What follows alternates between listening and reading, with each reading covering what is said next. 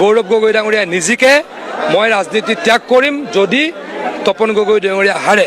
যোৰহাটতো সবচে বেছি ভোটত জিকিল। যোৰহাটত অসমৰ ভিতৰতে আটাইতকৈ বেছি ভোটত আমি যোৰহাটত জিকিল।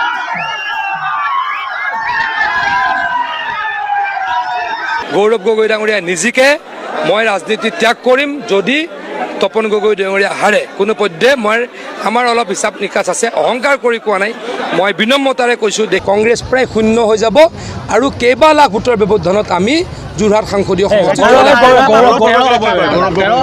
গৌৰৱ গগৈ ডাঙৰীয়াই নিজে ইলেকশ্যন খেলিবলৈ নাহে আৰু আপোনালোকে কৈ দিয়ে 500 মনত হাজাৰ হাজাৰ মানুহ বুলি। কংগ্ৰেছ আজি একেবাৰে নিশকতীয়া হ'ল, কংগ্ৰেছৰ অৱস্থা প্ৰায় শূন্য।